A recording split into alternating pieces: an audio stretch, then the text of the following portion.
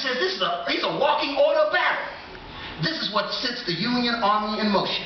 Now, Charlie Wright disappears after this. And we're not even sure his name was Charlie Wright, but we're certain that Charlie got it right. Charlie Wright's information would put the Union Army in motion, and that chance engagement in Gettysburg is really because of Charlie Wright. The Union's tactical advantage on the battlefield on Little Round Top is really because of Charlie Wright. And after the Battle of Gettysburg, it is very clear that George Meade knew more about Robert E. Lee's army than Robert E. Lee did. Why? Because the Negroes could not be easily deceived. General Ulysses S. Grant becomes the General-in-Chief of the Army in the spring of 1864. He arrives in Washington, and there are no United States colored troops in the Army of the Potomac, the jewel of the Union Army, that are responsible for the defense of Washington, principal army that attempts to capture Richmond, Virginia. General Grant would immediately begin transferring United States colored troops from other regions of the country into the Virginia theater. Why? Because he wants his Megatron on the battlefield. And so he puts them on the battlefield, and intelligence begins to flow in. They know that General Cook, one of the Confederate officers working in the War Department, his man service bringing in information. When they put torpedoes in the rivers around Richmond, African Americans come in, tell them where all the torpedoes are. They get all the information. Now let's go back down to South Carolina.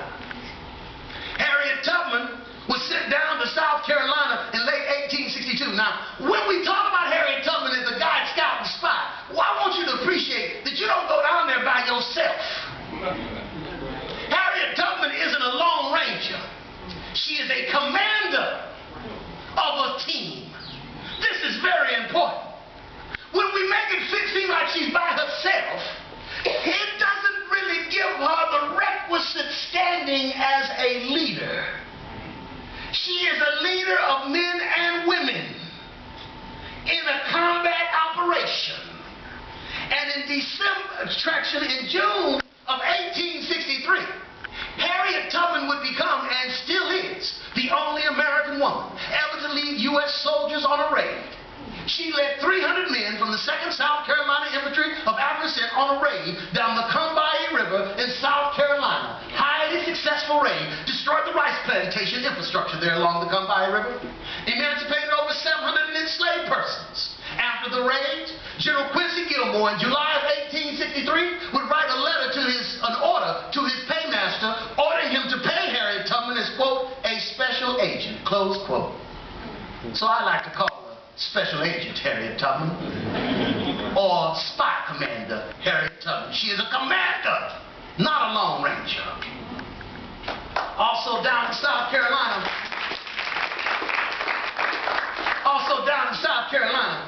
there's a prisoner of war camp that was near Columbia, and Lieutenant Hannibal Johnson and some of the Union prisoners of war there at that camp, they escaped. And when they escaped, these African American women took them in. They held them during the day and kept them safe. Then at night they provided them a guide, and they went to another location that they could reach during the nighttime. And before the sun came up, they was in another secret location. They kept them there for the night. The women kept them there for the night. Then they brought in a guide, and they moved them along for about 350 miles to Knoxville, Tennessee in safety. Now this is an underground railroad network, now being used for Union prisoners of war. Men and women of African descent are leaders in this organization. I want us to appreciate that, because that's our prescription for further success. Now, it is often said that William Tecumseh Sherman was such a racist, he did not use African American soldiers. It is often said. In fact, there are beautiful arguments. I use beauty. There are eloquent arguments by scholars showing you that Sherman was a racist. And I agree that Sherman was a racist. But just like a racist football coach that wins the national championship, Sherman knew who to use on his team. Sherman tells us that the great question of his Atlanta campaign was one of supplies. And guess what Sherman did? He assigned African American soldiers to guard his supply lines. The great question, and then he assigns African American. Why? It's because he's confident they could accomplish what he needed to be accomplished, his supply line protected. Also, Sherman, this is what most scholars use when they say Sherman didn't use African American soldiers. They use this letter that he writes to his enemy, John Hood. Sherman writes his enemy and tells his enemy, "We have no Negro allies in this army. Not a single Negro left Chattanooga with this army is with it now. That's what Sherman told his enemy. I'm going to emphasize that again. That's what Sherman told his what? Enemy. Meanwhile, Sherman has 16 Army Corps pioneers under Greenville Dodge that's with his army. Greenville Dodge is the head of the commander of the 16th Army Corps. He's the head of intelligence for Sherman's army. He gathers all the information. The 110th United States Colored Troops, I've had scholars say, the evidence that Sherman was a real racist, that even though he had these African-American soldiers with him, he took their uniforms away from them. That's true. These African-American soldiers in the 110th United States Colored Infantry had their uniforms taken away from them. These soldiers were from northern Alabama, northern Georgia, and southern Tennessee. That's the area where Sherman is operating. Sherman takes their uniforms away from them and sends them in to gather information. If their uniforms had remained on, we'd have called them scouts. But because their uniforms were taken away, they now become official spies. And they would gather such good information. Now, I want to go back now. Should Sherman have told his enemy, yes, I have Negro soldiers with me, they are my spies? No! He tells his enemy, we don't have them! And Sherman gets such good information. See this little turn right here? See, the logical attack on Atlanta was for Sherman to come down here and attack Atlanta here. That's why Johnson, Joseph E. Johnson, that's why he put his fortifications here. And so all the fortifications that Johnson built, they're still there. You can go there today. Because Sherman didn't even attack him with his fortification. He went to the soft underbelly. He went here and just chased the Confederates out of their fortifications. Why? It's because he had the spies that gave him all the information. Sherman was highly successful because of African-American spies. And even though scholars will tell you that Sherman was such a racist, he didn't like African-Americans, he didn't have them with him, Sherman in his memoirs writes, quote, I doubt whether the history of war can furnish better examples of skill and bravery than those that attended to the defense of the railroad from Nashville to Atlanta during the year 1864, close quote. Now, if we go to the order of battle, guess who Sherman's talking about? African-American soldiers. Yet he's described as a racist by contemporary scholars, when in fact Sherman is saying, these are some of the best football players I ever saw. That's what he's really saying. They're some of the best soldiers I ever saw. And the Confederacy would come around to this. This is a letter from the governor of Louisiana in 1864. And I'm just going to quickly point to where he says, we have learned from Dearborn experience that Negroes can be taught to fight. They've been whipping us. They're good spies, guides, scouts, nurses, soldiers, sailors. This is very clear in the Civil War. And the Confederacy would move toward changing their policy because they're doing so well. These African-Americans are doing so well. And in February of 1865, Delaney would go to Washington, meet with President Lincoln, and tell President Lincoln that we can stop enlistment into the Confederacy. Even though they're going to change their laws, like Governor Allen was advising them to do, he said we can stop enlistment, but in order for our leadership, that part of the Underground Railroad known only unto ourselves, in order for them to be most effective, you need to assign us positions commensurate with our abilities and our contributions. Commensurate with our abilities and contributions, what does Lincoln do? He writes an order to his Secretary of War appointing Martin Delaney as a major of infantry in the U.S. Army Regulars. This is very significant. Regular officers during the Civil War are West Point graduates. Delaney is a graduate of the Loyal League, not West Point. George Custer, in February of 1865, when Delaney gets appointed, is a captain in the U.S. Army Volunteers, and is a captain in the U.S. Army Regulars, and a general in the U.S. Army Volunteers. Delaney is a major in the U.S. Army Regulars. In the regular army, he outranks Custer. This is a significant. Lincoln is making a statement that if we understand military protocol, he's just told us that the Loyal League has been hugely valuable. Commensurate with our abilities and contributions. And when Delaney leaves the War Department, I want you to know, a newly commissioned major, he heard cannons going off in Washington because United States colored troops, African-American soldiers, had captured Charleston. Yes, on February 18th, 1865, African-American soldiers captured Charleston. Delaney would also say at this time that the real leader of the organization at this time is William Howard Day, a determined man.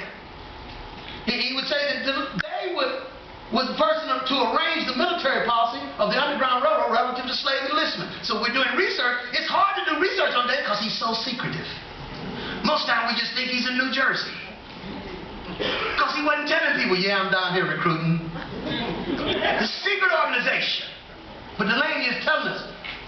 Thomas Morris Chester, an African-American journalist, war correspondent, when he's talking about them, the Confederates passing the legislation, he says that some of the African-Americans lobbying for the legislation to pass so that they can join the army are members of a great secret society for liberty. The Lloyd League is down there lobbying so they can be part of the Confederate Army.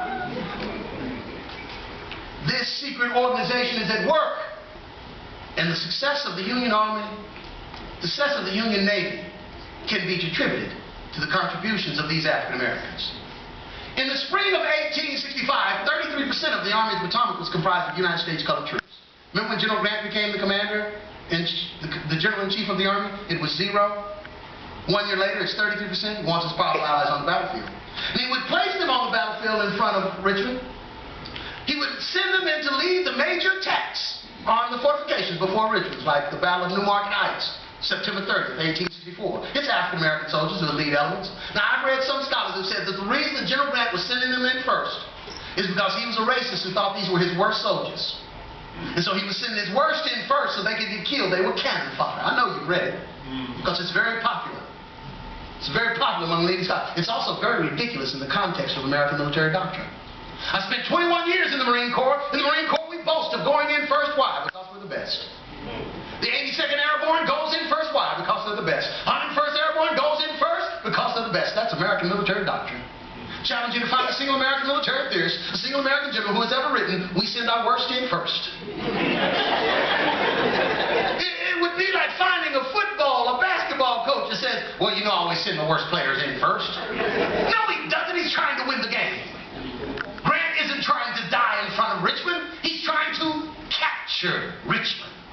And Grant would write in his memoirs that on April 3rd, 1865, the 25th Army Corps under General Godfrey Weitzel captured Richmond, Virginia. Ladies and gentlemen, the 25th Army Corps is the only Army Corps in the history of the United States made up of only African-American regiments. According to General Grant's order of battle, it is an indisputable historical fact that African-American soldiers captured and occupied the capital of the Confederacy, Richmond, Virginia. Now that's headline news. Well reported in the newspapers of April 1865, but I challenge you to find it in a single American history textbook today. Right. But well reported. Now this is the overt story. This isn't the secret story. This is the overt story. And it was well reported in newspapers.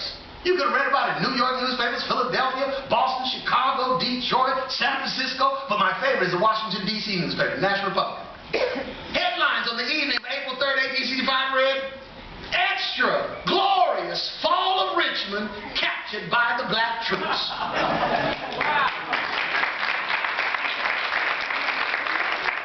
Pretty clear who captured Richmond. One of the best kept secrets in American history is the story of these African Americans who organized themselves early in American history in secret societies, in secret cells, and together they came together and in league with the Constitution of the United States. These American heroes, these despised, neglected American patriots, saved this union, secured the blessings of liberty for themselves and their posterity, and we are here today at Charles Wright Museum in Detroit because of these American heroes. Let us give them their due.